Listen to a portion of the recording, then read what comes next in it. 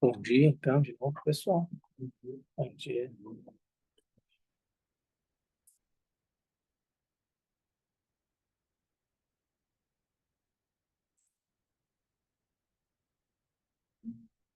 Bom, esse é o nosso penúltimo encontro para estudar o texto do Django Control, Criação e Completude.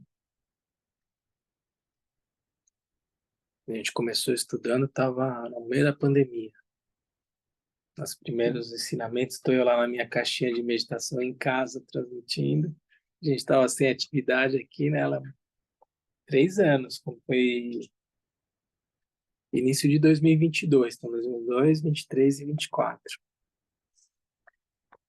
E semana passada a gente teve o retiro do Lama Dorje, então a gente não fez o nosso estudo, ainda que algumas coisas que foram tratadas pelo Lama Dorje tocam, obviamente, pontos que a gente tem visto no nosso estudo, né?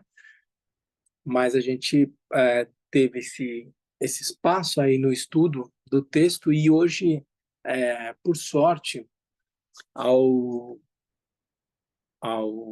revisitar aqui as instruções que o Trango Rinpoche traz a respeito desse texto, ele, de certa forma, faz uma revisão das instâncias que a gente viu há 2 semanas atrás, e, portanto, isso vai ajudar a gente a recuperar um pouco do que a gente viu desse texto, que está se encaminhando aqui para o final. Bom, então, a gente tinha parado na instância 54, e hoje a gente vai ver a instância 55 e os comentários do Trango Rinpoche, para na semana que vem a gente fechar a leitura das outras 12 instâncias, seguindo um pouco a maneira como o Kalu Rinpoche fez quando ele deu esse texto, que quando chegou nesse ponto do texto, ele basicamente fez uma leitura mais rápida, até porque tem instruções que são mais gerais que o texto vai trazer, e fez aqui e ali alguns comentários pontuais e respondeu algumas perguntas e trouxe algumas informações que talvez na semana que vem eu enfatize com vocês, porque eu achei tá, é incrível, né? Muito precioso o conteúdo que o Kalu Rinpoche faz desse texto, da curadoria que tem por trás da informalidade com que ele trata das instâncias desse texto, sabendo do que é pertinente enfatizar e do que talvez seja mais oportuno deixar para uma outra ocasião, para um outro momento, estressar esse ou aquele ponto, mas da maneira, mas há uma lucidez muito preciosa da maneira como o Rinpoche aborda particularmente algumas partes do texto, é, que para uma pessoa desavisada pode parecer certo improviso, mas não tem improviso nenhum. Ele sabe muito bem por que ele está comentando essa e aquela instância e passando de forma mais rápida por outras, tendo visto o público que está acompanhando os ensinamentos, o amadurecimento dos alunos e daí por diante. Então, é importante perceber essa curadoria, quem está acompanhando esse estudo junto com, as instruções do Kalu Rinpoche, vai notar assim, o caráter cirúrgico com que ele vai abordar alguns pontos. Mas as 12 instâncias finais, ele faz comentários mais rápidos, o Trango Rinpoche praticamente nem traz comentários. A gente vai ver um pouco por que na semana que vem. Mas hoje a gente vai ainda talvez ficar com o que há de mais essencial desse texto aqui, seguindo as instruções do Kalu Rinpoche e do Trango Rinpoche. O que diz a instância 55, então? E aqui tem um comentário que o Kalu Rinpoche faz, que nós estamos aqui entre o minuto 44 e o minuto 52 do vídeo 7, do 7º vídeo das instruções do Kalu Rinpoche. O que ele vai dizer aqui? A instância diz o seguinte: nós estamos falando aqui da etapa de conclusão, de completude, dentro do contexto maior, como a gente já enfatizou várias vezes, dos meios hábeis trazidos pela tradição vajrayana, as fases de criação e completude que permeiam diferentes formas de praticar os ensinamentos do Senhor Buda, dentre os quais a prática das divindades. Nós estamos na fase, então, de dissolução ou de conclusão, em que eu vou fundamentalmente cultivar ou praticar o reconhecimento da natureza da mente. E aqui tem uma sutileza importante que o Kalu Rinpoche traz, né? Vamos ver o que é. O texto vai dizer o seguinte: essa prática, né, de assentada, digamos, na autêntica compreensão do reconhecimento da natureza da mente. Não é meditação, nem não meditação. O Kalu Rinpoche, quando lê isso aqui no tibetano,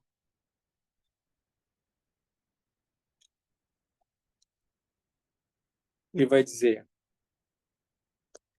Gompa Main, Mi Gompa Yang Min.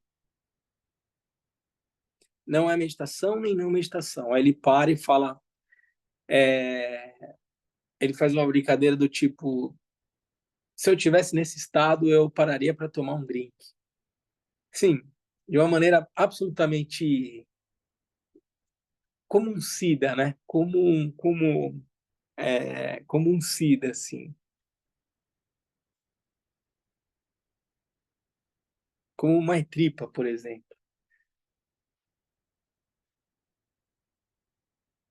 Não é meditação, nem não meditação. Não sendo meditação, não há nada em que focar. E não sendo não meditação, não há qualquer distração. Simplesmente posicione a mente na compreensão da natureza da realidade. O tibetano vai ser, ou na natureza da mente aqui, simplesmente posicione a mente na compreensão da natureza da realidade. Talvez a escolha aqui entre colocar a natureza da realidade para Tioni e não colocar a natureza da mente é porque a palavra fala só, simplesmente posicione a mente na compreensão da natureza da mente. Talvez ficasse um pouco confuso compreender isso, então a opção da tradução foi natureza da realidade, mas a palavra em tibetano aqui é Tioni. Tioni é natureza da mente. A frase é Tioni rango she sande tokzu. Tioni rango she tsam de tokzu.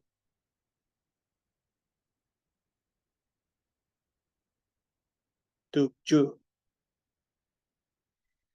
E o Kalu Rinpoche vai dizer Ngo she tsam, que a gente traduziu aqui como compreensão da natureza da realidade, ou compreensão da natureza da mente. O Kalu Rinpoche faz uma distinção. Quem estiver acompanhando as instruções do Kalu Rinpoche junto com o nosso estudo, Fiquei com a instrução do Kalu Rinpoche, porque eu vou ser redundante aqui, eu vou repetir um pouco o que o Rinpoche falou, mas eu não sei se todos aqui estão fazendo esse acompanhamento, então eu vou trazer aqui para vocês. Ele faz uma certa distinção entre a ideia de reconhecer a natureza da mente e do que seria esse no shetsam, que ele vai mencionar a noção de algo como se fosse, ele diz, noticing. Notar um perceber muito mais sutil do que essa ideia de reconhecer a natureza da mente. Porque ele vai dizer, o texto vai trazer isso também como referência, a gente vai ver um Trango Rinpoche, a ideia de reconhecer a natureza da mente pressupõe, de certa forma, uma noção de dualidade, em que alguém reconhece algo. E o que ele está dizendo aqui é que, na verdade, é um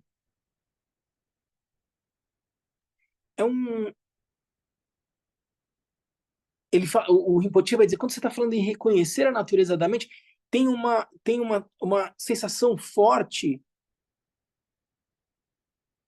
de ver, de algo que se vê. Isso ainda parece dar a sensação de haver um eu aí que percebe, que vê, ou que vê, digamos assim, que reconhece. E ele está dizendo que, na verdade, é algo como uma conexão sutil. Ele fala um bond, uma espécie de um vínculo, uma conexão. É bastante sutil. Então, ele vai dizer, simplesmente, o texto, posicione a mente na compreensão da natureza da mente. Que a gente poderia falar no reconhecimento da natureza da mente, mas o Rinpoche vai trazer uma discussão de mais sutil do que reconhecer a natureza da mente. Por essa ideia que reconhecimento pode trazer e pode se afastar com a noção do que a gente está tratando aqui. Porque ele vai dizer, isto não é o texto, isto não é um objeto pensamento da mente racional. Porque o absoluto transcende o intelecto e é livre de pontos de referência. Portanto, é uma condição sem apego, sem julgamento, sem discurso, e é um simples, como o Rinpoche vai dizer, uma simples, ele vai falar connection, bond, com a natureza da realidade. Se a íntima conexão entre pensamento e objeto não for rompida, essa ideia de que há algo que percebe alguma coisa, né? Se isso não for rompido, ainda que você denomine livre de fabricações, um estado de consciência livre de fabricações, ele não poderá desfazer o engano, enquanto você não superar essa noção de que há alguém e um pensamento, um objeto sobre algo que você está, entre aspas, reconhecendo, né? Aqui chamando de natureza da mente. Separar o sujeito que percebe e o objeto externo pode ser denominado autossurgido ou autoliberado, mas ainda é dualidade. É autossurgido, autoliberado, quando não há antídoto. E esse antídoto aqui que ele está se referindo, essa sutil noção ainda de dualidade. E que o Rinpoche traz essa diferenciação. E ao escutar as palavras do Rinpoche, assim, você vê de um campo muito experiencial, muito mais profundo do que eu sou capaz de descrever aqui, porque eu estou descrevendo uma ideia. O Rinpoche traz essa descrição a partir da própria experiência dele. E se você é capaz de prestar essa atenção a essa instrução, com um nível de abertura, de mente e de coração, que pressupõe quando a gente está escutando um professor, um mestre, essa é a noção de devoção a qual a gente se refere, o tipo de instrução que você recebe ao assistir esse ensinamento é de outra ordem. E isso dialoga muito com a noção de devoção na perspectiva de abertura da sua mente para receber uma instrução. Guardem isso que eu estou falando. Como Como o Trango Rinpoche vai comentar essa instância?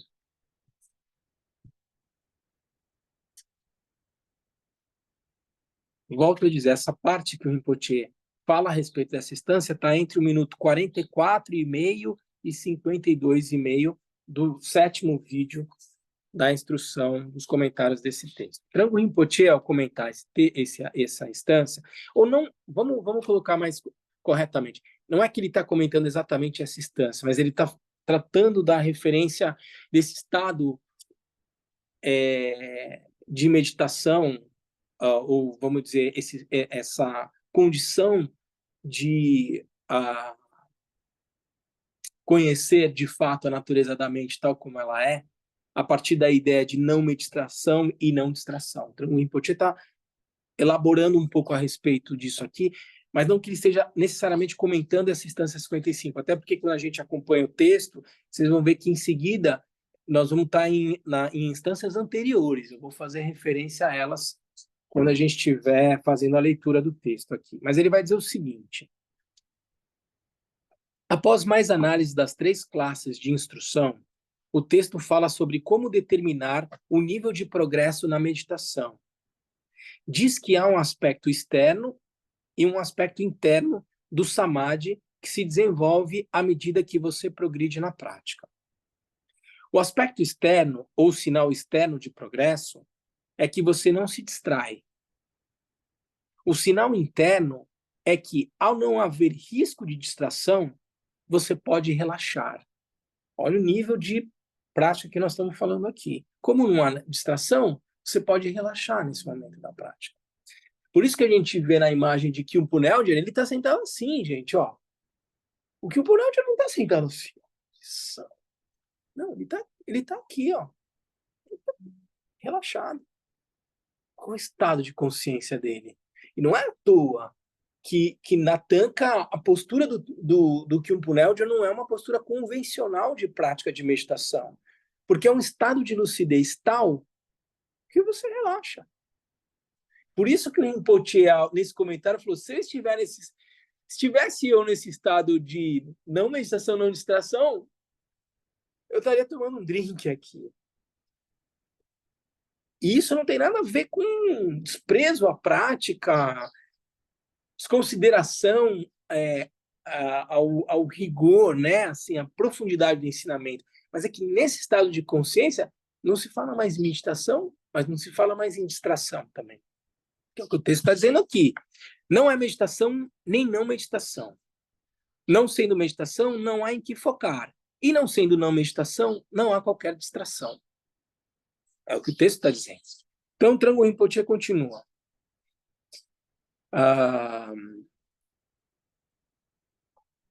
Como iniciante, olha, vamos voltar um pouco. Após mais análise das 3 classes de instrução, o texto fala sobre como determinar o nível de progresso na meditação. Diz que há um aspecto externo e um aspecto interno do samadhi que se desenvolve à medida que você progride na prática. O aspecto externo, ou sinal externo de progresso, é que você não se distrai. O sinal interno é que, ao não haver risco de distração, você pode relaxar. Que a gente leu até agora. Como iniciante, para não se distrair, você tem que fazer um esforço enorme, é ou não é? Para a gente não se distrair, estou fazendo uma meditação de chinês, eu tenho que fazer Lembra que o próprio Lama Dodge fez uma referência ao caminho da prática do chinês e que lá no início aparecem vários foguinhos na representação do caminho do monge seguindo até o estado de um samadhi, né, um shamatha perfeito. Aquele foguinho representa a quantidade de energia que eu tenho que implicar na minha prática para poder seguir com disciplina aquilo que eu me propus a fazer, acalmar minha mente utilizando um suporte, por exemplo, como referência. Eu tenho que colocar muito esforço, né? É o que o texto está dizendo.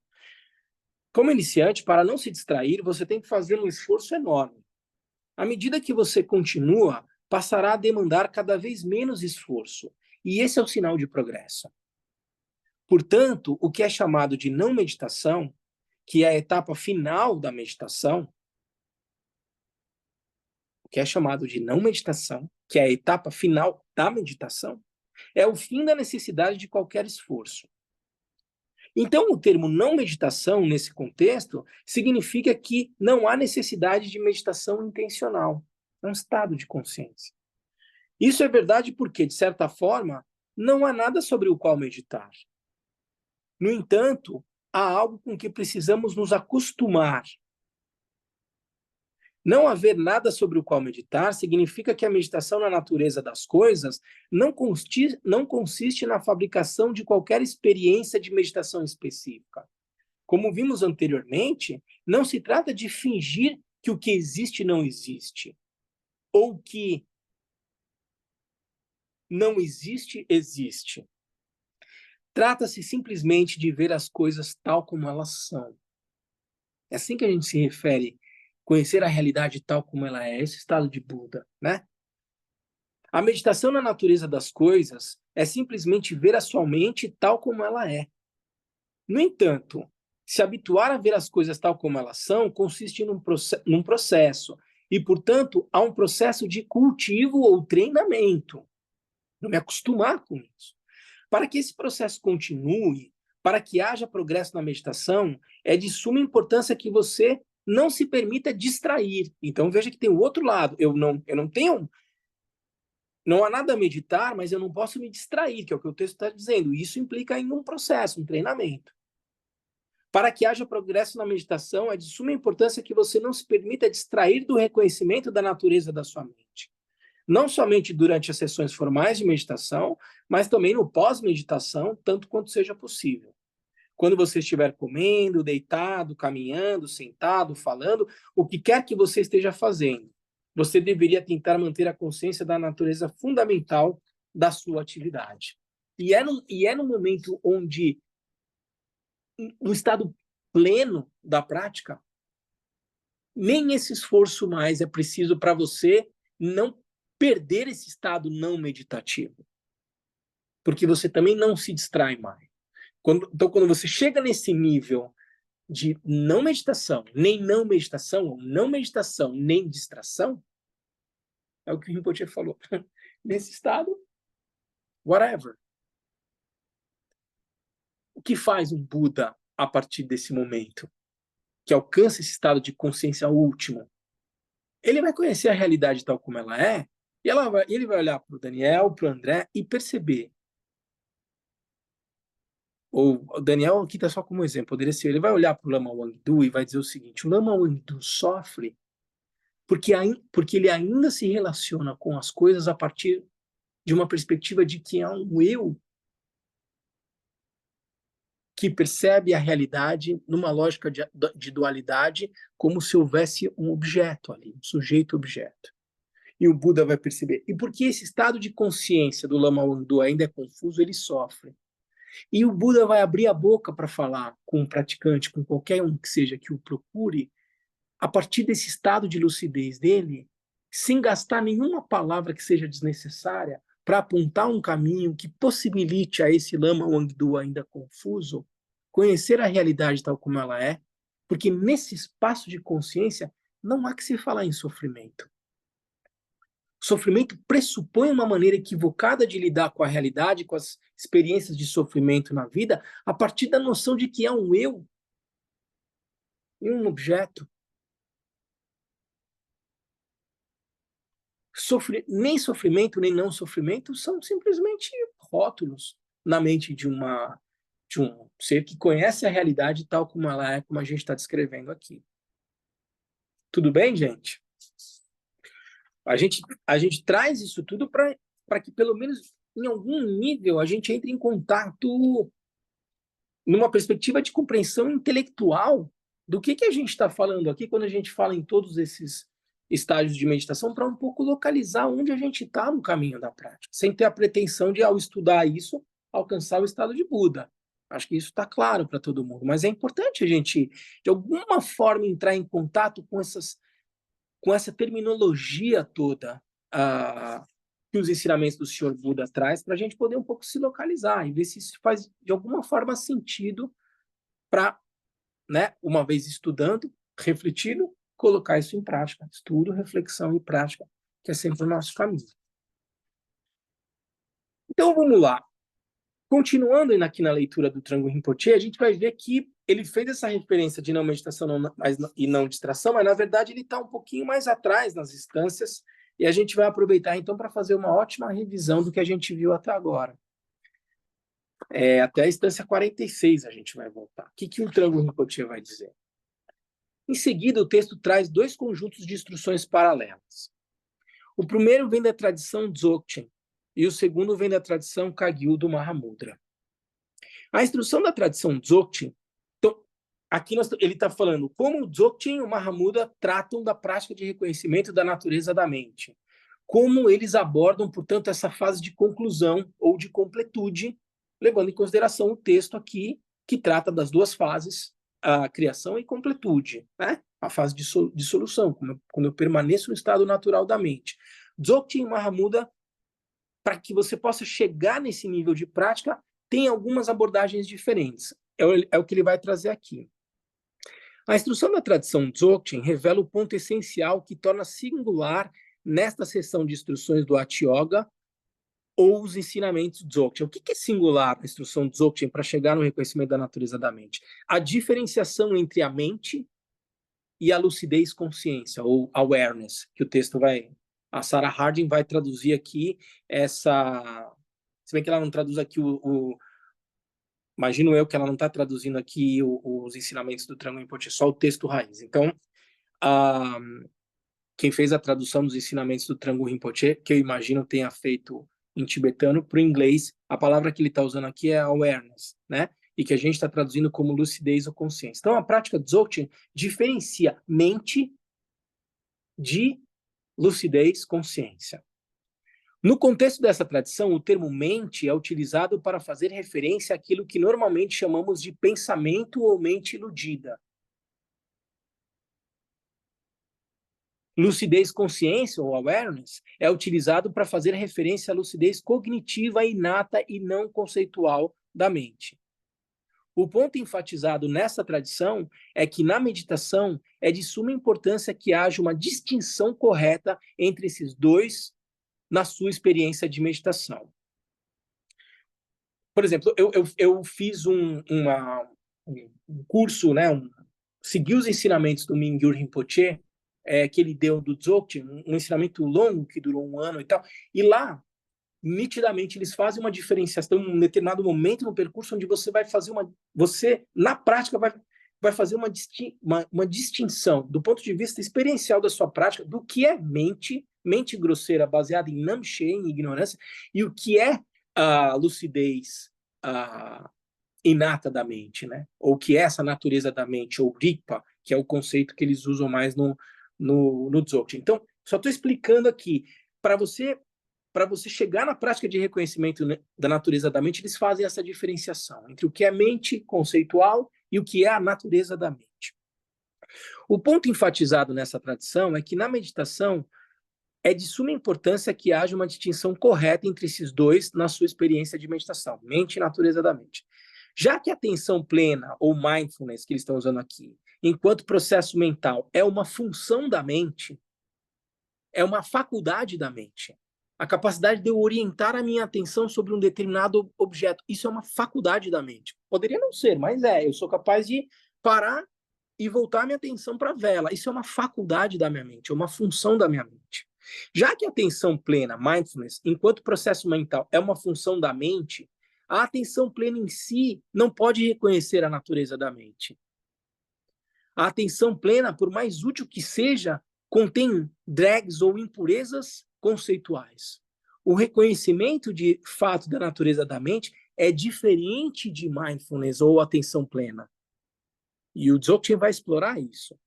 Trata-se de uma cognição sem objeto, uma cognição que está reconhecendo ou experimentando a si mesma, quando eu estou fazendo o reconhecimento da natureza da mente. Isso é uma abordagem Dzogchen. Parece ser mais preciso nessa distinção entre mente e lucidez, ou awareness, a atenção plena, mindfulness, pode ser de 2 tipos.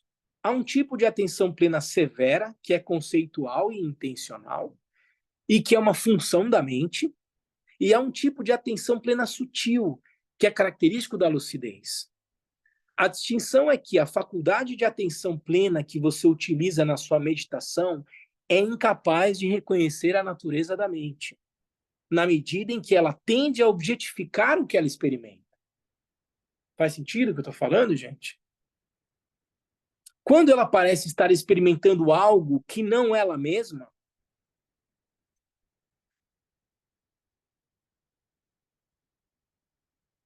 e há, portanto, esse sedimento de conceitualização, isso é mente. Quando ela parece estar experimentando algo que não ela mesma, e há, portanto, esse sedimento de conceitualização, isso é mente, na perspectiva do Dzogchen.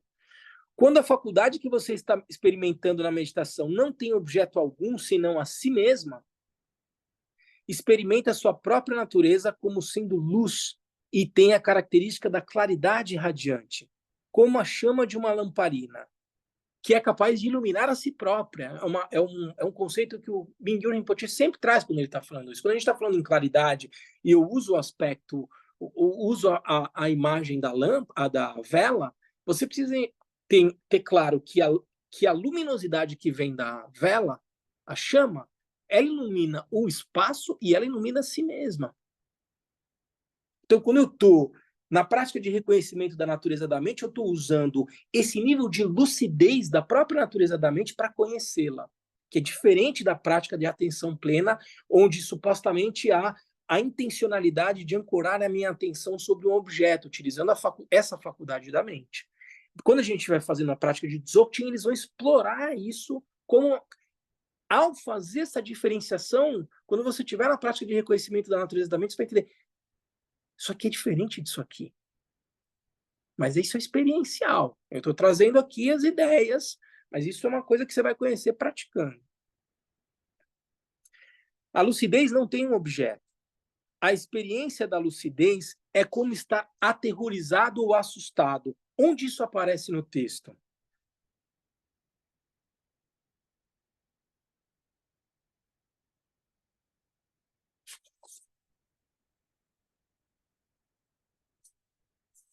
No texto da instância 46, a instância vai dizer: as instruções esotéricas excepcionais do Hatha Yoga ou do Dzogchen falam de distinção entre mente e a lucidez intrínseca, Rigpa. A gente já viu isso na instância 46. A atenção plena não pode alcançar a natureza da clara luz, ou céu, que é o que o Trango Rinpoche está dizendo. Esse aspecto confuso com movimento e memória, que é difícil de romper, é a mente. Sem objeto de conhecimento, a natureza da clara luz é percebida. Esse aspecto radiante que permanece como uma vela, ela é como um espanto súbito sem um objeto conhecido. Na prática do Dzogchen, é na hora do... Quando eu faço isso aqui, quando eu faço um pé,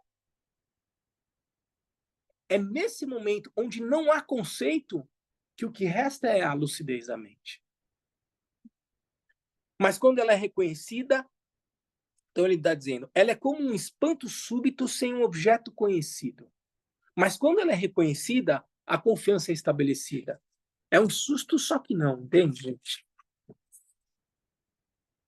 É dito que a lucidez intrínseca, Rigpa, é vazia de movimento discursivo, não nascida e liberada.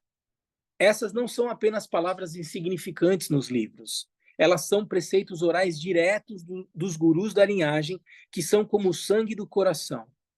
Elas não são reveladas àqueles com compromissos quebrados, sofistas e assim por diante. Os protetores Vajrayana também mantêm uma vigilância afiada, no sentido de que esse tipo de instrução ela é dada para quem estiver pronto, para você não banalizar o sentido profundo dos ensinamentos do budismo.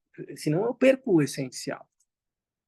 Então é isso que o Trango Rinpoche está trazendo como referência quando está falando da instância 46.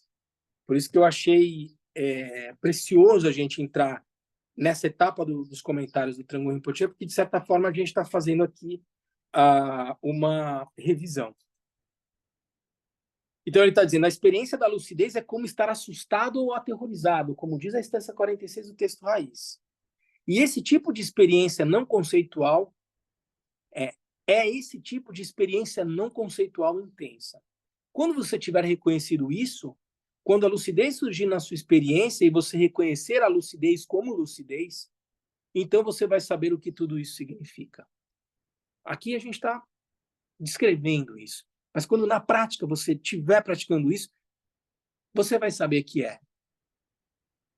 Não porque você leu e tal, porque é um conhecimento, é uma experiência direta, é um conhecimento direto. Uma tal apresentação da realidade experiencial, como é a que é mencionada no texto, é muito diferente de uma apresentação teórica, é exatamente o que eu estou dizendo aqui. A distinção entre ambas é o sangue do coração da linhagem, que é esse conceito que o texto raiz traz. Trata-se do único ponto-chave, então é considerado muito precioso e raro. Portanto, o texto nos aconselha a não falarmos sobre os ensinamentos com aqueles que tenham quebrado o Samaya ou aqueles que somente falam sobre meditação. Nós estamos falando isso que nós estamos falando agora, gente, depois de 3 anos de estudo desse texto. Dentro de um templo budista, tratando com todo o respeito e sabendo que o que a gente está fazendo agora é simplesmente um estudo da prática. A instrução direta, essa da qual o texto fala, de um guru para um discípulo e daí por diante, ela pressupõe esse tipo de contexto, que é fundamentalmente baseado em devoção, em respeito. Isso só acontece, como eu falei para vocês, quando eu estava mencionando a instrução que o Kalu Rinpoche deu entre os minutos 44, 52 e tal. Aquilo pode ser A ou B. Depende de qual é a tua postura mental. Entenderam? Portanto, o texto nos aconselha a não falarmos sobre os ensinamentos com aqueles que tenham quebrado o Samaya ou com aqueles que somente falam sobre meditação. Podemos falar sobre esses assuntos com pessoas que tenham, de fato, pessoas que de fato praticam meditação. Mas é necessário fazer uma distinção entre aqueles que praticam e aqueles que somente desejam adquirir o jargão para impressionar os demais. A gente anda num fio da navalha aqui que vocês não imaginam ao tratar de um texto como esse, gente. Porque, como o texto fala, os protetores Vajrayana mantêm uma vigilância afiada em relação a isso. Seguindo. Mahamudra. Então, aqui ele deu o conceito mais do Dzogchen. Mahamudra. A seguir, Django Kontur Lodrotae, no texto raiz, apresenta instruções de meditação advindas da tradição Mahamudra, a tradição Kagyu. Champa Kagyu, Karma Kagyu. Quando na sua prática você estiver tentando ter um reconhecimento contínuo do Dharmata, da natureza da sua mente, é crucial que isso não seja fabricado.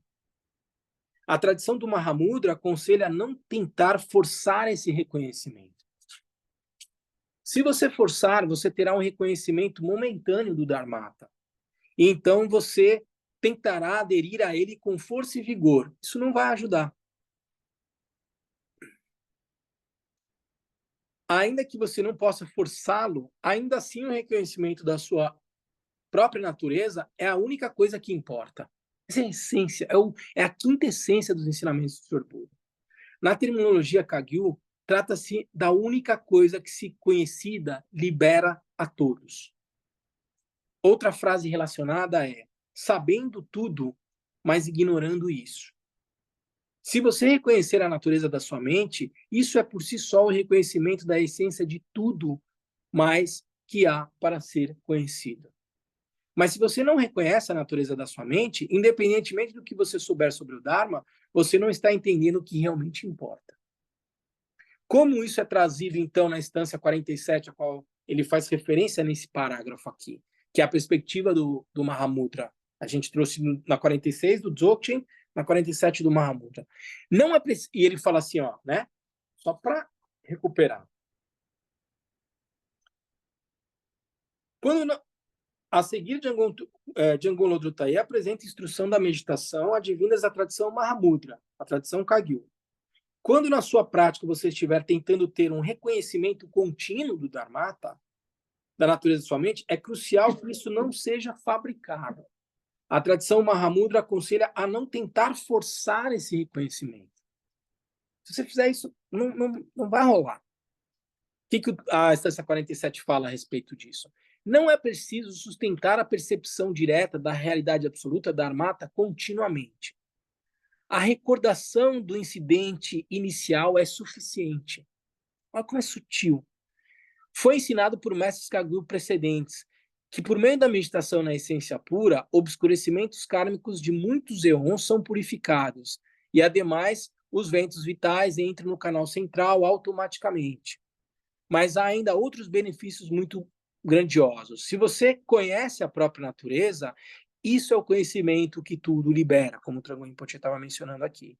Quando seus poderes mentais estiverem fracos e sustentar essa prática sem utilizar um objeto de suporte for difícil, pratique a atenção plena no estágio da criação e outras técnicas que possam contribuir a sustentar essa condição. Foi o que o Kalu Rinpoche tinha falado e mencionei aqui para vocês. Se você chega na prática de reconhecimento da natureza da mente, você tem uma leve experiência, você tenta forçar para sustentar isso mais tempo, não vai ajudar. Pequenas lembranças é muito melhor do que tentar forçar a sustentar a experiência por muito tempo. E se você não estiver indo bem nisso, dá um passo para trás. Como o Kalu Rinpoche falou, volta para a fase de criação, volta na atenção plena ou no mindfulness, que como a gente viu aqui no texto com o Dragão Rinpoche, não vai ser suficiente para o reconhecimento da natureza da mente, porque eu estou usando mente aqui, na perspectiva do Dzogchen, mas vai criar as condições para que eu possa fazer o reconhecimento da natureza da mente numa perspectiva Mahamudra, tendo a lógica progressiva na prática de Shiné e Raton. Prática de calma mental e depois a prática da sabedoria. Então, atenção plena como uma condição para a estabilização da mente. Na perspectiva Mahamudra. Na perspectiva do Dzogchen, não que eles não enfatizem a prática da calma mental, mas o método é um pouco diferente. Não necessariamente, como a gente já viu aqui em outras instâncias, coloca a prática do Shiné como a condição da maneira como a prática Mahamudra coloca. Então, isso ele comentou a respeito da instância 47. Da instância 48, Dragão Rinpoche mencionou o seguinte: a seguir, o texto dá instruções de um método para reforçar a prática de meditação, que se chama misturando a lucidez com o espaço. Essencialmente, consiste em olhar para o meio do céu ou para o meio de um grande copo d'água, de um grande corpo d'água, tal como o oceano, e misturar sua lucidez com o que você está olhando. Ao fazer isso conscientemente, com certo vigor na sua atenção, você terá uma experiência de lucidez ilimitada, que é livre de substancialidade, consciência sem centro ou limite.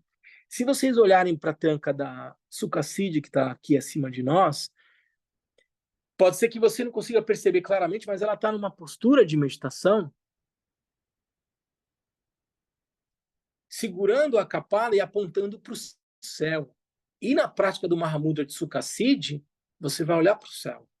Que invariavelmente você vai encontrar isso também em práticas Dzogchen, que é muito interessante. A linhagem Champa, ela é de às vezes um nível de simplicidade que você consegue sentir o frescor da instrução do Mahamudra e do Dzogchen, ainda que seja uma linhagem Champa Kagyu, siga o Mahamudra, mas quando você vê a maneira como são apresentadas as yogas de Sukhasiddhi, você fala isso. Parece ter alguma coisa de Dzogchen aqui. Mas, enfim, só um comentário aqui. Mas essa representação de Sukhasiddhi, ela está apontando para o céu, segurando a kapala. E, de certa forma, você faz essa prática de imersão da sua consciência com o céu, sem limite, sem centro, e daí por diante, como ele diz aqui. Isso é uma maneira de você praticar o reconhecimento da natureza da mente também. O que diz a instância 48? Ao sustentar o não-foco, a prática que reúne o espaço básico e a lucidez intrínseca, Rigpa, é ampliada pela mistura da fonte, a mente, com o centro do espaço ou com o meio do oceano, para iluminar a atenção plena. Nesse momento, a lucidez vacuidade, Rikton, sem centro ou circunferência surge. Isso é uma maneira de você praticar a natureza da mente. Só está fazendo uma referência aqui. Você precisa receber as instruções para fazer isso. Precisa deixar isso mais claro, né? Não é uma prática que você escutou isso e fala, agora eu vou olhar para o céu e vou reconhecer a natureza da mente. Isso tudo é baseado num ciclo bem ah, detalhado e sutil para que essa prática possa ser realizada. A instância 49 a 52, o que o Trango Rinpoche vai dizer? A seguir, o texto trata da questão sobre como determinar o que está acontecendo na sua meditação. Especificamente, pode-se confundir os 3 estados de meditação uns com os outros, porque superficialmente eles podem parecer semelhantes. Esses 3 estados são o reconhecimento ou a experiência da vacuidade, isto é, os estados de Vipassana, Shamatha e neutralidade vazia. A experiência da vacuidade ocorre quando há uma experiência direta da sua consciência, ou pela sua consciência, que você não consegue conceitualizar. Você não pode realmente dizer que seja isto ou aquilo. Você não consegue descrevê-la para si mesmo. É inexprimível.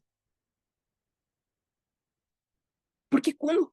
Porque, porque qualquer faísca de conceitualização, isso é mente, isso não é mais natureza da mente. Isso é sem, não é mais semi.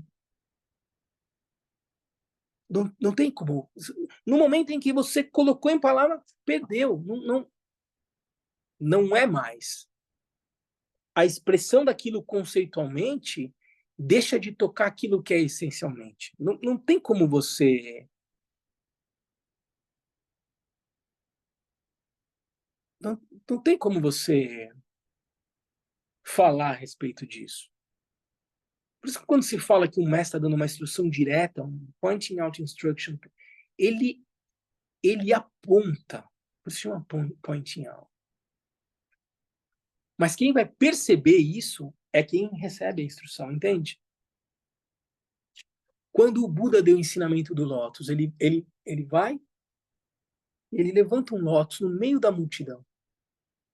Ele simplesmente levanta um lótus e sorri. E no meio de todos os discípulos, tem um que olha.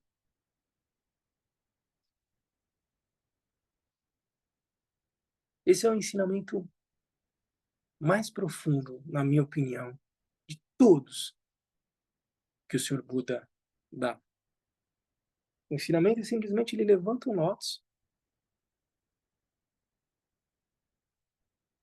e de todo mundo que estava ali, tem um que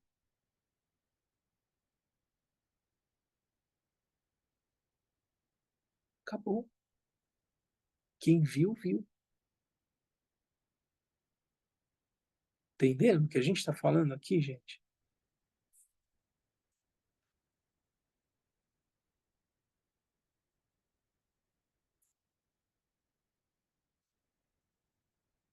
Então, seguindo. A experiência da vacuidade ocorre quando há uma experiência direta da sua consciência ou pela sua consciência que você não consegue conceitualizar. Você não pode realmente dizer que seja isto ou aquilo. Você não consegue descrevê-la para si mesmo. É inexprimível.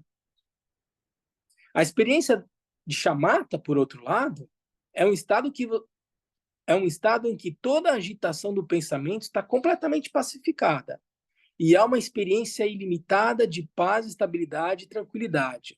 É como um corpo d'água sem ondas. Ele está descrevendo. A experiência da neutralidade é diferente desses dois na medida em que as suas faculdades de atenção, alerta e lucidez estão fracas. Esse estado de neutralidade, como a gente já tinha falado uns 2 encontros atrás, é um estado de torpor, um estado de leseira. Não tem nada a ver com o que a gente está descrevendo aqui. E é preciso diferenciar, né? Há uma sensação de obscurecimento. A neutralidade difere da experiência da vacuidade no que concerne à falta de reconhecimento ou da experiência direta. Difere de chamata na medida em que há uma espécie de corrente subjacente de pensamento, que é muito sutil, que te distrai. A gente viu isso, né?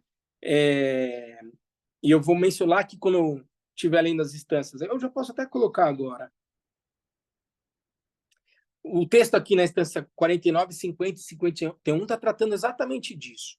Há 3 conceitos que podem gerar mal-entendimentos: vacuidade, calma mental e neutralidade, né? O que o Tranguin pode estar comentando aqui.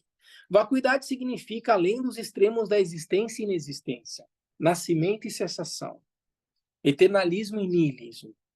Ela é uma experiência inimaginável, inconcebível e inefável, ou inexprimível, como o Tranguin Poche estava dizendo aqui. Calma mental significa pacificar meticulosamente a agitação dos pensamentos e descansar a mente imparcialmente, sem centro ou circunferência, permanecendo como oceano sem ondas. É o que o Tranguin Poche falou aqui. Neutralidade é quando o poder da consciência atenta enfraquece e você busca os movimentos mentais sutis, quando você se perde nos movimentos sutis da mente. A gente falou isso há uns 2 encontros atrás, né? Mas é legal a gente recuperar a partir agora dos comentários do Tranguin Rinpoche também. Então é quando eu imagino que eu estou meditando, mas lá atrás tem aquele sonzinho lounge na minha mente, eu estou acompanhando algum blá blá blá interno, eu estou meio lesado, eu estou meio... falta lucidez, tônus na tua meditação, né? Então, quando a consciência lúcida, Jamrik, surge, é como em retrospectiva. É algo como água correndo na grama. Lembra que eu falei isso para vocês? Você só nota quando ela sai do outro lado. Assim, porque essa consciência ela já está. Ela já é desde sempre. Ela é um oceano que corre, que é um fluxo contínuo desde sempre por baixo. E o que a gente quer fazer é abrir esse espaço para essa lucidez aflorar. Mas ela já é a nossa própria natureza. Então o texto vai dizer... então, se houver uma sensação de certa estabilidade, mas você ainda estiver distraído com alguma corrente subjacente de pensamento, isso não é nem vacuidade nem chamata, mas sim neutralidade. Desses 3 estados, a realização da vacuidade é a que nós estamos buscando alcançar. Mas chamata também é aceitável. Atenção plena. Principalmente se isso é o que você está tentando cultivar. Calma mental. Se você está tentando praticar chamata, então o estado de chamata em si não é visto como um defeito. Óbvio, ele pode ser uma condição, inclusive, para você reconhecer a natureza da mente. Apesar de que seja necessário estabelecer uma distinção entre chamata e estado de realização. No entanto, o terceiro desses estados da neutralidade vazia, em que a corrente subjacente está em funcionamento, precisa ser corrigido. A forma de corrigi-lo consiste em reconhecê-lo e fortalecer ou reforçar a sua lucidez, se empenhar mais na atenção e na vigilância e na lucidez. Há uma espécie de neutralidade em particular em que você tem uma sensação de uma densidade ou de um obscurecimento denso na sua mente, como estar numa névoa. Isso às vezes acontece quando a gente está fazendo a prática. Você parece ter uma coisa meio enevoada na mente. Isso é o estado de neutralidade. Você precisa superar essa etapa quando você está fazendo a prática de chinê, de latom, para dissolver esse obscurecimento e entrar em contato com o que realmente importa para nós. Isso pode ser dissipado ao expirar vigorosamente todo o ar velho do seu corpo e então expirar. Outras técnicas, tal como a repetição verbal de mantras, o uso de fala e às vezes movimento físico também podem dissipá-lo. Foi o que a gente leu na instância 52. Há 2 semanas atrás, 1 ou 2 semanas atrás, que diz o seguinte, instância 52. Durante a meditação, se um estado de neutralidade acontece, isole, isso é, fortaleça a sua atenção plena. Quando um torpor escuro se estabelecer, expire o ar velho e desperte ao cantar, balançar e assim por diante. Mexe, se levanta. Como a gente falou, hey, corta a distração. Porque o que eu tinha falado para vocês, meditar não é brincar de estátua, tipo, estátua. E aí eu fico parado e lesado e não posso me mexer. Não, é dinâmica. Eu estou cultivando a lucidez da mente. Como eu posso assumir uma postura estática? Não, eu tenho que entender o que está acontecendo e adotar os remédios que são ensinados como uma maneira de dissipar essa neutralidade, esse torpor, né? Esse obscurecimento.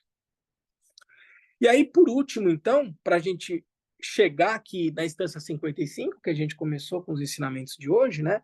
O que o Trango Rinpoche faz como referência? A gente poderia mencionar mais a instância 53, né?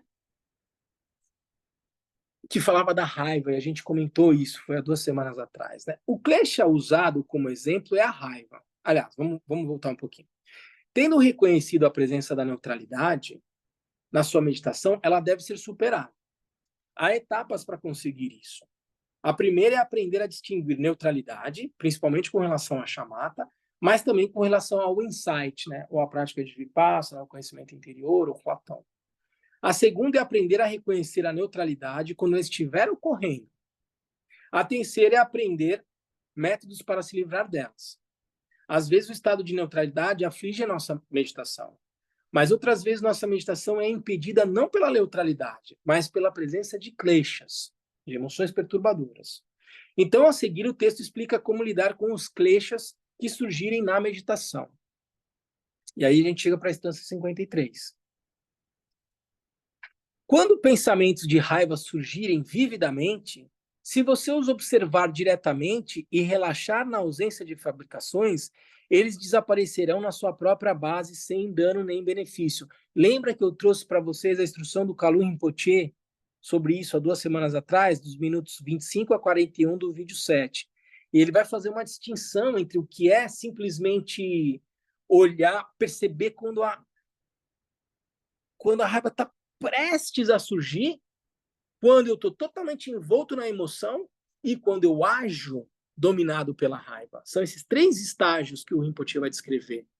Fundamental é que eu seja capaz de capturar a raiva no momento em que ela está dando os primeiros sinais de surgir. Porque depois que ela surgiu e eu já estou com raiva, já fica mais difícil. E depois que eu estou com raiva e eu vou lá e agrido uma pessoa, faço o ato já está até consumado e o karma está consolidado. Se surge uma experiência de raiva e eu olho e percebo a raiva aflorando, isso gera karma? Depende de como eu lidar com ela. Se você ver a raiva surgindo, notar, olhar para ela internamente, né? Eu vou fazer dessa raiva uma excelente oportunidade para praticar o reconhecimento da natureza da mente. Por isso que em algumas circunstâncias os ensinamentos vão dizer que o meu inimigo é o meu mestre. Não é uma ironia, não é um jogo de palavras. É porque aquela ocasião me dá a oportunidade de eu poder praticar mais. Um grande praticante, ele vai jogar lenha na fogueira. É o que o Mingyur Rinpoche fala que foi fazer quando ele saiu no retiro dele de 4 anos como mendicante, há alguns anos atrás. Ele falou, eu já tinha um nível de realização e eu fui add some wood in the fire. Eu fui jogar um pouquinho de lenha na fogueira. Ele foi para o mundo e foi falar, bom, e aí? Eu tenho uma experiência como um praticante aqui dentro do monastério. Então, como é que é lá fora? E ele saiu, foi ser um morador de rua durante 4 anos na Índia. Não sei se vocês sabem, mas é o relato recente dele. Ele passou 4 anos como um mendigo. E depois foi para as cavernas, meditar e daí por diante. Ou seja, nesse estado de consciência, ele falou, agora eu quero testar, eu quero colocar lenha na fogueira aqui. Eu quero me colocar diante de situações que me testem na minha capacidade de reconhecer a natureza da raiva, do medo, do desejo e daí por diante. Isso é uma prática muito avançada, entende, gente? Que os grandes mestres se colocam à disposição a fazer. Em geral, para nós, o fundamental é, na nossa vida cotidiana, como é que eu aprendo a lidar, me familiarizar com o funcionamento da mente e, aos poucos, percebendo quando os kleshas surgem, o que eu faço com eles. O texto está dando a instrução aqui. Quando pensamentos de raiva surgirem vividamente, se você os observar diretamente e relaxar na ausência de fabricações, eles desaparecerão na sua própria base, sem dano nem benefício. Que é que o Kalu Rinpoche falou, o ponto central é diferenciar quando surgem os primeiros reflexos da raiva, reconhecer ali, olhar para essa experiência. A prática do Mahamudra vai olhar para a experiência da raiva e reconhecer a natureza da raiva. A prática do Dzogchen vai olhar e falar, mas quem experimenta a raiva? Eu não vou olhar para aquilo que supostamente seria um objeto, que é a raiva, porque só faz sentido em falar em objeto se eu pressupõe uma noção de dualidade. mas, digamos, esse aspecto manifesto da mente, esse aspecto claridade da mente, que eu não reconheço como claridade, porque eu tenho uma visão grosseira ainda. Mas quando esse aspecto de manifestação surge na mente, o Mahamudra vai olhar para esse aspecto e vai reconhecer o aspecto claridade da mente no fenômeno, na manifestação. Na perspectiva do Dzogchen, surgiu a experiência, você olha, bom, quem está experimentando essa raiva? Percebe a diferença sutil da prática? E esse é o primeiro estágio. No segundo, você já se identificou com a raiva. Você já está raivoso. No terceiro, você já agiu. Você já pegou a pedra e tacou na pessoa. Como eu vou me condicionando a criar as condições para que, no momento em que ela surge, eu reconheço? Porque, invariavelmente, a gente cresce na noção de que eu sou a raiva, eu sou o desejo, eu sou o meu pensamento, as minhas emoções e daí por diante. E o processo caminho budista é um processo de total desidentificação com essa perspectiva grosseira de dualidade das experiências que se manifestam numa mente que é a tradução de Marikpa, ou de Namche, que é a mente que percebe a realidade de uma maneira equivocada, em função daquilo que a gente já falou ao longo do texto, da coemergente ignorância que surge. E a ideia é voltar para o estado natural da mente, tal como ela é, onde todas essas manifestações nada mais são do que o aspecto claridade da mente. O texto continua. A consciência primordial autogerada é simplesmente isso. Aquilo que surge vividamente num estado livre de elaborações pode assumir a forma da raiva, mas essencialmente é a própria consciência primordial Yeshe. Não há essa dualidade. É a questão, é como eu me relaciono com isso tudo. Por isso que não há diferenciação entre Sansara e Nirvana, entende, gente? Na esteira da raiva que se dissipa, a radiância da vacuidade não precisa ser perseguida. Essa vacuidade sem ponto de referência é aquilo que se chama unidade, assim como o Vajrasattva e os demais. Aplique isso também às emoções perturbadoras, como o desejo e assim por diante.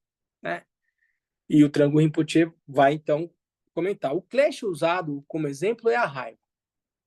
A razão para o uso da raiva é que se trata do klesha mais fácil de ser reconhecido.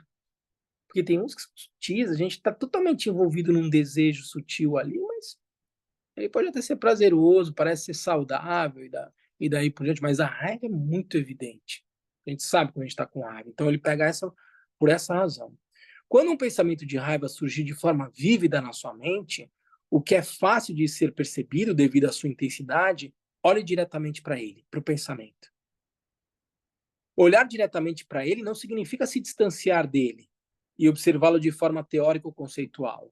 Quando você examina kleshas conceitualmente, à distância, você está considerando as características e conteúdos do pensamento, criando ali a semelhança de algo.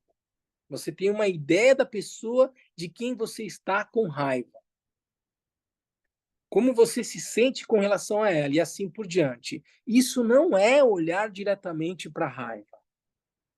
Se você olhar para ela de forma direta e sem artifícios, não havendo nada entre aquele que olha e aquilo que está sendo olhado, então você verá a sua natureza, em vez da mera aparência de algo ali.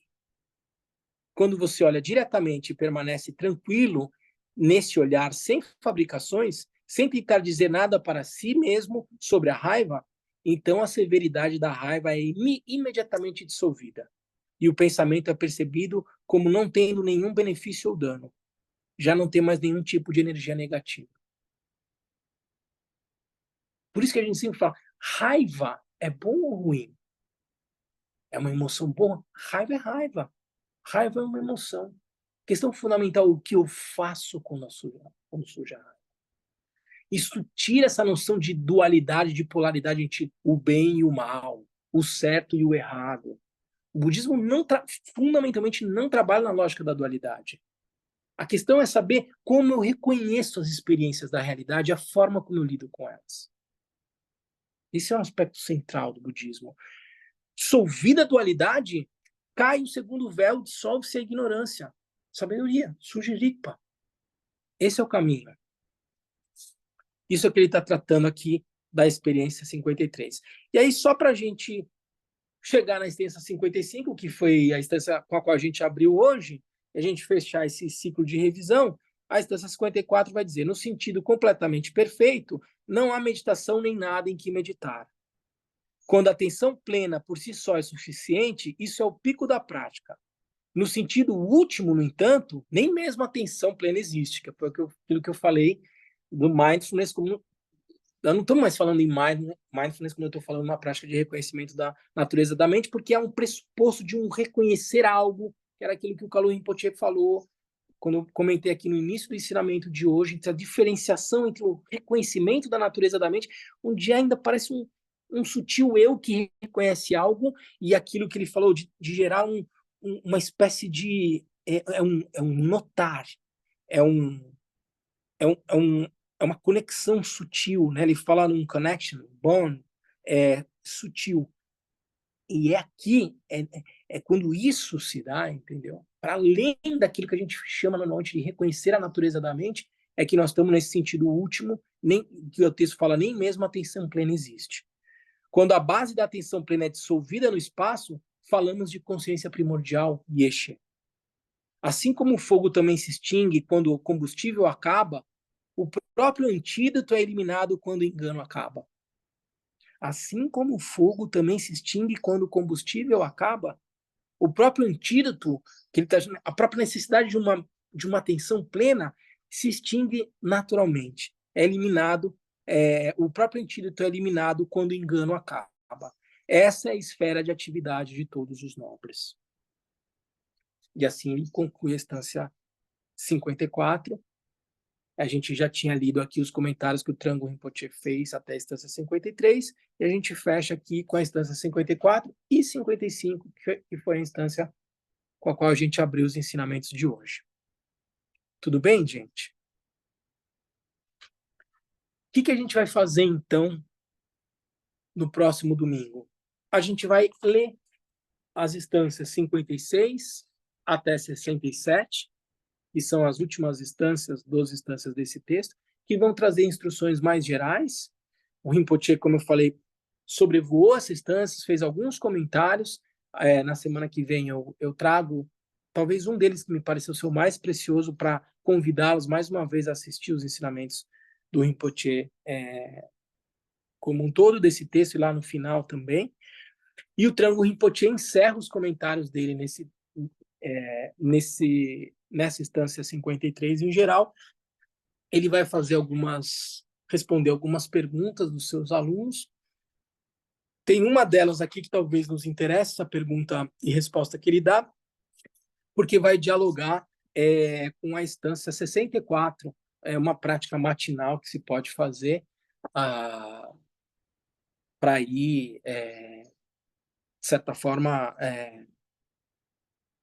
consolidando a tua prática e talvez em especial aí ao caminho que leva ao reconhecimento da natureza da mente. Mas vocês vão ver que das instâncias 56 a 67 são mais comentários gerais, dedicatória e daí por diante. Então, fundamentalmente, os comentários do Trango Rinpoche a gente encerra hoje. Na semana que vem a gente lê essas instâncias, traz mais um ou outro comentário que o Kalu Rinpoche traz e a gente encerra o estudo desse texto, tá bom? Do que a gente tratou hoje, gente, ficou alguma dúvida, algum comentário?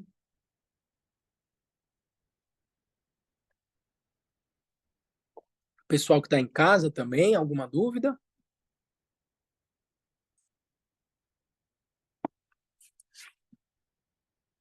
Então tá bom. Hoje, nível de pontualidade que há, o André trouxe uma pergunta. Pode falar, André. Lama, nós estamos tratando da fase de solução, né? É. Mas eu preciso lembrar, né, de realmente da criação, que, lembrando muito da mente do despertar, né, da importância da bodhicitta, né, para essa para essa percepção sutil, né? A bodhicitta abre o coração para boas emoções, né? E isso ao mesmo tempo abre o espaço né? Essa noção de espaço me ficou muito premente para essa etapa seguinte, né, da não meditação nem meditação, né? Então, me lembrei, né, que há umas qualidades da mente despertar, que é a lucidez, mas também a benevolência, a compaixão. Então, há uma qualidade emocional. Eu gostaria de perguntar sobre isso. É, isso é super importante você trazer isso, André. E a gente, em vários momentos no estudo desse texto, a gente trouxe a referência que a gente traz do Bokar Rinpoche, quando ele vai tratar da natureza da mente, vai trazer a descrição entre vacuidade e claridade e a união de ambos.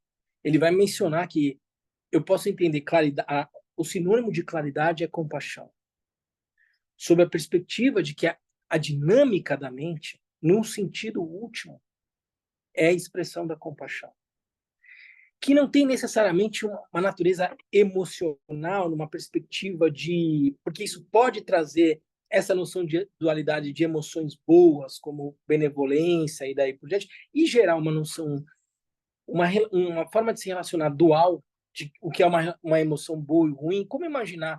Bom, mas se algo se manifesta que é bom, então se algo se manifesta é bom, algo é ruim também, algo ruim também se manifesta. Se eu estou tratando do sentido último, seria uma armadilha utilizar uma nomenclatura que pudesse ensejar uma compreensão dual sobre a natureza última da mente e, portanto, descrevê-la como sendo uma emoção que seja benéfica ou não, mas simplesmente reconhecer que a dinâmica em si, aquilo que se move num sentido último, é a expressão manifesta da compaixão. E que é um tema sobre o qual a gente já falou várias vezes, é interessantíssimo se debruçar sobre ele, uh, e que vai revelar no sentido mais profundo da nossa prática a bodhicitta última, que é a capacidade de você aspirar à felicidade de forma incondicional de todos os seres.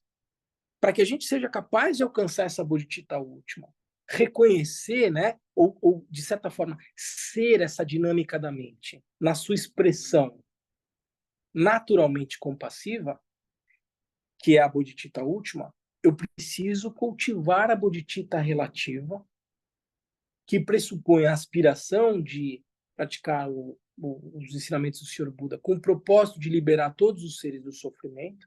E sob essa perspectiva, há um pressuposto de dualidade, porque tem um eu que quer alcançar ou dispersar para ajudar todos os seres e daí por diante. E nesse sentido, a noção de compaixão que a gente utiliza aqui como uma emoção boa deve ser sim cultivada como um meio pelo qual, então, quando eu assumo uma postura compassiva nesse sentido de uma emoção boa, quando eu assumo essa postura e cultivo esse tipo de postura, de certa forma, eu vou aos poucos dissolvendo a apreensão egocêntrica, porque eu estou muito mais voltado ao benefício dos outros do que a ideia de me beneficiar, e ao mesmo tempo, sutilmente, eu vou entrando em contato com a natureza última dessa dinâmica da mente, que essencialmente é compassiva, como descrevem os grandes mestres.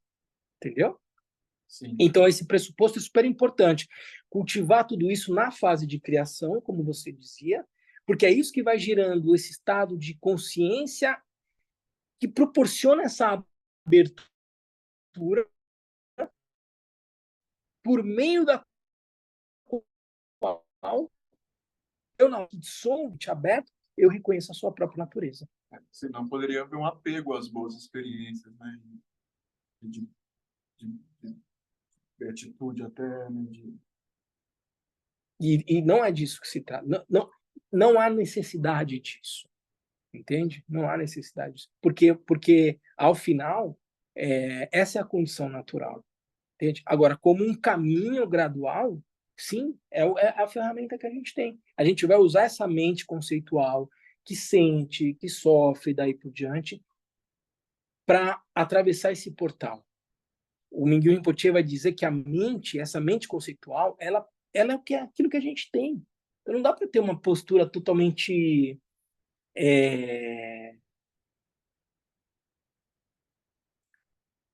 nihilista, ou sei lá, de certa forma, crítica em relação a essa mente e tal, porque como um ser senciente, que é dotado dessa mente, eu tenho essa oportunidade que ela me dá de, por meio dela, conhecer a realidade tal como ela é. Então, o Mindjung Rinpoche vai fazer, às vezes, referência da mente como sendo esse portal. É por meio dela que eu vou reconhecer a natureza da realidade. Então, é por meio dessas práticas todas de benevolência, compaixão, é por meio do cultivo de determinadas aspirações que sejam virtuosas e daí por diante, que aos poucos eu vou cedendo à rigidez de uma noção dual, de uma forma ilusória, delusória de me relacionar com essa realidade, para que quando estiver o mais sutil possível, eu seja simplesmente capaz de conhecer aquilo que já é desde sempre. Tudo bem? Então tá bom, gente. Então vamos fazer nossa dedicatória?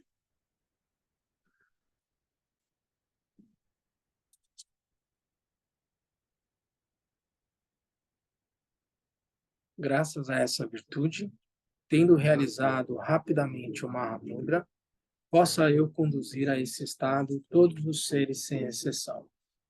Pela graça do Buda que obteve os três corpos, pela graça da imutável verdade do Dharma em si, pela graça da infalível aspiração da Sangha, possa essa súplica de dedicatória realizar-se tal como ela é.